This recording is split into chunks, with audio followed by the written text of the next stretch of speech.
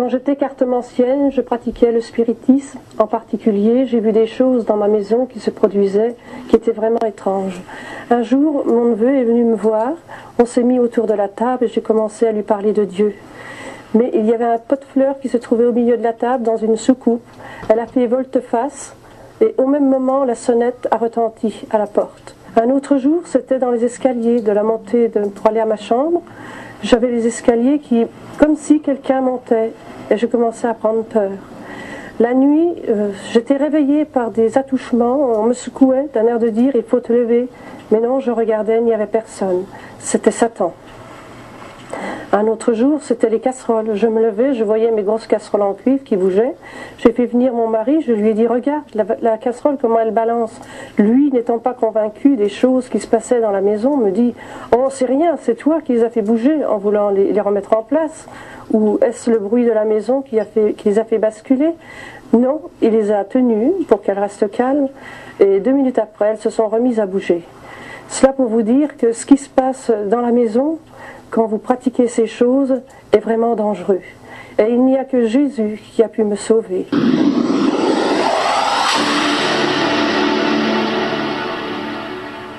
L'occultisme, je connais.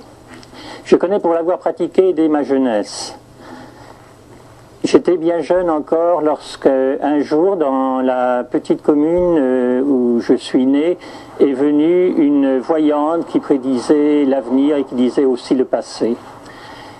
Avec un de mes camarades, nous nous sommes penchés sur cette question.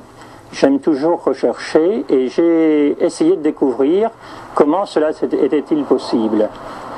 Je me suis penché, j'ai pratiqué l'occultisme. J'ai commencé par de la transmission de pensée, et puis les choses allant de plus en plus, j'ai essayé de faire bouger des objets. Et ensuite, voyant que la transmission de pensée marchait, j'ai été jusqu'à faire à des gens des choses qu'ils ne voulaient pas faire.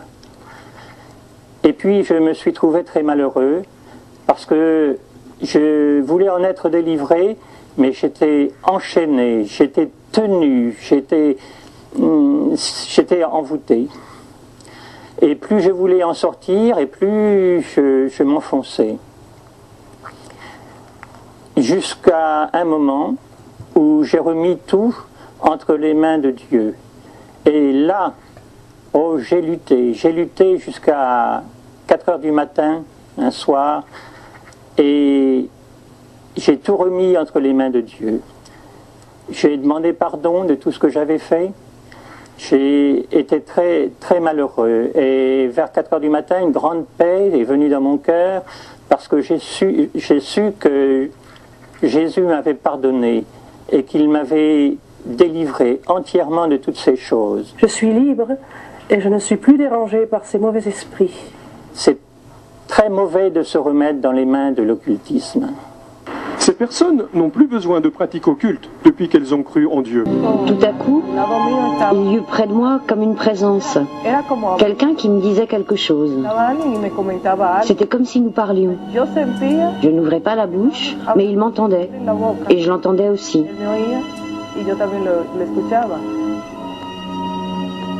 Marcia était habituée depuis son enfance aux visites d'êtres que personne d'autre ne pouvait voir. Dans ses plus grands moments de solitude, c'étaient eux ses meilleurs amis, et parfois plus. Je me suis dit, si seulement ma mère était encore là. Et tout à coup, une image apparaissait. Je ne pouvais pas la toucher, mais elle était très réelle. Vous pouviez la sentir. J'ai dit, tu es ma mère, et j'en faisais ma mère. Et c'est cela même qu'elle désirait le plus. Bien que cela se produisît fréquemment, Marcia ne savait pas quoi en penser. Un jour, un membre de sa famille lui parla d'une tradition qu'elle ne connaissait pas et d'un rituel auquel elle pouvait participer. Une proche parente m'expliqua qu'elle avait toujours eu des dons qui remontaient à ses ancêtres. Elle m'annonça qu'elle allait participer à un rituel de baptême d'initiation à la Santeria. Marcia l'accompagna au rituel. Une fois sur place, elle comprit que tout ce qu'elle voyait avait un rapport avec ses visiteurs nocturnes et qu'il s'agissait d'une tradition bien particulière. Je me suis assise tout simplement devant la personne qui présidait la cérémonie. La personne assise devant moi était une femme, et c'est un homme qui s'est manifesté et qui a parlé. L'esprit a dit qu'il fallait travailler avec moi. Il le dit fermement et avec autorité. Je me sentais importante. Je ne m'étais jamais sentie aimée, mais dans cet instant, je sentais que j'étais aimée et spéciale. C'était des esprits démoniaques que je voyais. Je ne savais pas alors que c'était des démons. Mais ce sont bien eux qui apparaissaient aux gens. Ce ne sont pas les morts. Tout au long de son adolescence, Marcia continua de recevoir la visite de ces êtres qu'elle considérait comme ses amis, jusqu'au moment où elle comprit ce qu'ils voulaient d'elle. J'étais comme leur femme. Je me souviens que lors d'un rituel, on m'a dit que je ne me marierais jamais, parce que j'étais préservée pour eux. Je faisais partie de leur hiérarchie, j'étais un peu comme une prêtresse. La sensation de sécurité disparut. Ce qui alors l'avait rendue spéciale devint un martyr qui semblait ne pas avoir de fin. Les esprits continuèrent de la hanter même à l'âge adulte. De tout son cœur, Marcia désirait s'en libérer, mais elle ne le pouvait pas. Je n'arrivais plus à dormir, je restais assise dans mon lit, je ne parvenais pas à rester tranquille. J'ai alors compris qu'il y avait quelque chose en moi qui prenait le contrôle. Il y avait quelqu'un en moi qui me donnait des ordres. Se sentant piégée, elle ne parla de ses problèmes à personne. Elle reçut un jour la visite d'amis qu'elle n'avait plus vus depuis longtemps. Ils avaient accepté Jésus et voulaient m'en parler. Ils m'ont parlé de Christ. Nous avions fait beaucoup de soirées ensemble et je voulais savoir ce qui leur était arrivé. Ses amis lui proposèrent d'accepter Jésus dans son cœur. Ils lui demandèrent même si elle voulait se faire baptiser. Elle accepta, mais était convaincue que rien n'allait changer. Ils m'ont dit que je devais être totalement immergée. Je leur ai répondu que quand je vais à la plage, je veux toujours plonger dans l'eau et que j'allais bien m'amuser à ce baptême. Mais lors de son baptême, une chose à laquelle Marcia ne s'attendait pas se produisit. Elle resta inconsciente pendant plusieurs heures et elle eut une vision. Je tombais dans un gouffre, un puits très profond et qui résonnait. Tout au fond, c'était comme une grotte. Au fond, bien qu'elle vît des visages familiers, elle eut très peur et elle leur demanda de la laisser partir. Ils étaient partout autour de moi. J'étais au milieu d'eux et ils me disaient « Tu nous appartiens ». Ils commencèrent un rituel que je ne connaissais pas et répétaient sans cesse « Tu nous appartiens, tu ne partiras pas ». Je leur ai répliqué « Vous n'êtes pas comme ça, vous ne pouvez pas me faire de mal ». Ils se mirent à rire et ôtèrent leur masque. Je compris alors que ce n'étaient pas ceux que je connaissais. Pendant tout ce temps, un groupe de chrétiens pria pour elle. Elle pouvait entendre un mot en particulier. J'entendais le nom de Jésus qui était répété. Et au milieu de tous les bruits, j'ai dit Jésus. Je me suis sentie remonter pour redescendre ensuite. J'ai compris qu'en disant Jésus, je pouvais quitter l'endroit où je me trouvais. Et je me suis mise à penser, au nom de Jésus, je vais sortir de ce lieu.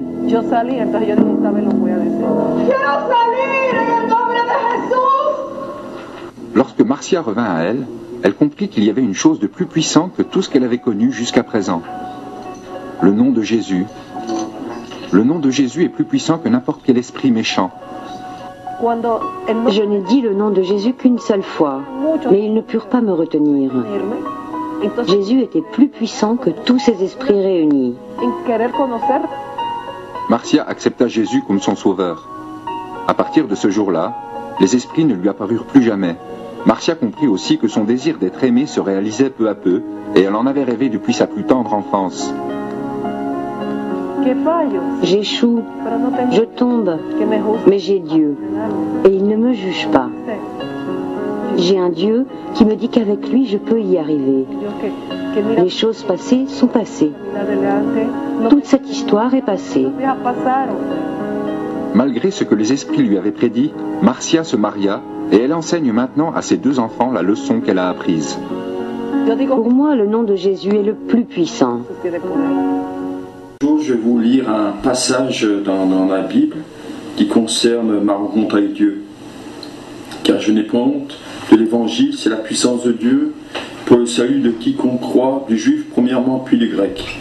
Vous trouverez ce passage dans l'Épître aux Romains, chapitre 1, verset 16.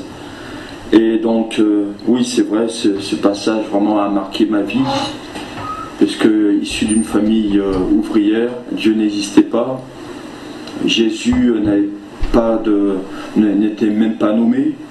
Puis, donc j'ai grandi avec une mentalité comme la mentalité du monde, on pourrait dire, où c'était une mentalité d'athée. Et malheureusement, comme il n'y avait personne pour me parler de Dieu ou de Jésus, eh bien j'étais dans une spirale de violence, de haine. Puis malheureusement, comme je cherchais, je sentais dans mon cœur qu'il y avait un manque. Et ce manque m'a malheureusement attiré vers les ténèbres, où j'ai pratiqué des choses occultes. J'ai pratiqué la parapsychologie, la sorcellerie, ce qu'on appelle les sorties hors du corps, donc voyage dans le monde spirituel. Et j'ai fait toutes ces pratiques. Pourquoi j'ai fait ces pratiques? Parce que j'avais un cœur qui était vide, j'avais besoin d'être comblé. Et ne trouvant pas la voie de Dieu, qui lui, quand il vient dans une vie, eh bien, il comble le cœur, il remplit de son amour, il remplit de sa grâce. Et moi j'étais rempli de haine, de violence, de méchanceté, parce que je désirais à tout prix que mon cœur soit comblé, et je l'ai cherché par d'autres moyens que ce qu'on propose, ce que propose la Bible, ce que propose l'Évangile. Moi je ne connaissais pas la Bible ni l'Évangile. Il n'y a personne dans ma famille qui connaissait l'Évangile ni la Bible, et personne n'a su me conseiller ou me guider. Et donc malheureusement j'étais dans ces spirales, et ça a duré une dizaine d'années où cette spirale m'a entraîné dans la violence, dans la haine, dans la débauche, dans l'occultisme. Et pendant ces dizaines d'années, il y a de la violence, il y a de la haine qui grandissait dans mon cœur, la méchanceté, l'envie de meurtre. Et à un moment donné, je me suis retrouvé, c'était l'année 89, donc novembre 89 exactement, un hiver. Je me suis retrouvé dans une décision à prendre. J'étais mis au pied du mur par rapport à la vie, par rapport à la violence, par rapport aussi aux pratiques occultes que je faisais. Et j'étais mis au pied du mur. Il y a quelqu'un qui était venu me voir une nuit. Je ne sais pas si c'était hors de mon corps ou dans mon corps. Toujours est-il que cette personne, qui était bien réelle, est venue. Il m'a dit: mais ça fait depuis 10 ans que tu me sers, et je veux que tu me serves encore plus, donc je vais prendre ton âme. Donc il m'a expliqué comment il allait prendre mon âme. Et au cours de ces 10 années de ténèbres, j'avais mis en pratique ce qu'on appelle les sorties hors du corps. Et malheureusement, cette pratique, c'était devenu un automatisme. Et, le diable, oui, j'ai bien dit le diable, il m'a dit qu'il allait prendre mon âme au travers de les sorties hors du corps. Donc j'aurais plus, au moment où il m'aurait fait sortir hors du corps, il a provoqué cette sortie, j'aurais pu réintégrer mon corps, voilà, au niveau spirituel. Je ne voudrais pas m'en étendre dessus, parce que je ne voudrais pas glorifier le diable, je voudrais plutôt glorifier Dieu, parce que donc j'étais mis au pied du mur par cette entité démoniaque, par ces choses de ténèbres, par la vie, par les choses vraiment mauvaises. J'étais mis au pied du mur, et je me suis trouvé une nuit à mettre devant moi bien un pistolet, un couteau, et je me dis: mais soit je donne mon âme au diable et c'est fini pour moi, et ma vie ça va être un enfer, et ce sera aussi l'enfer pour ma famille, soit je fais cette prière, soit je vais vers Dieu, ce Dieu que je connais pas, que je connaissais pas, et que sur les chantiers, je travaillais dans le bâtiment, un oncle, un parent me parlait de Jésus, et moi quand j'entendais le nom de Jésus, ça me faisait rire, mais parce que j'étais dans les ténèbres, mais le nom de Jésus c'était comme un écho dans mon cœur. Et je me disais, mais si ce parent disait la vérité, si Dieu existe, si réellement il existe, est-ce qu'il lui peut me sauver? Et je ne sais pas à ce moment-là ce que la Bible disait, que Dieu a tant aimé le monde qu'il a donné son Fils unique afin que quiconque croit en lui ait la vie éternelle. Voilà. Et moi je ne sais pas que Dieu avait envoyé son Fils Jésus pour me sauver. Jésus qui est cette personne qui a donné la paix, quoi. Voilà. Et donc je me suis dit, mais et si c'était vrai? Alors je me suis mis dans ma chambre, à genoux, et j'ai fait simplement cette prière. Je ne savais pas prier. J'ai dit, Seigneur, j'ouvre mon cœur, et je crois que c'est important d'ouvrir son cœur devant Dieu. J'ouvre mon cœur à toi, parce que tu es la seule personne qui peut me sauver. Viens me sauver. Si tu es le Tout-Puissant, si tu es Dieu, viens me sauver, parce que j'ai besoin d'être sauvé. Je ne veux pas être entraîné dans les ténèbres. Je ne veux pas que ma famille et ma vie deviennent un enfer. Je désire vraiment que tu viennes dans mon cœur et que tu deviennes mon Dieu, mon Seigneur, mon Sauveur. J'ai fait simplement cette prière, et cette prière a marqué un tournant dans ma vie. C'était un moment de décision, puisque dans les jours qui ont suivi, c'était réellement une résurrection pour moi. Parce que dans les jours qui ont suivi, il y a une personne qui est un pasteur missionnaire qui devait prendre son train.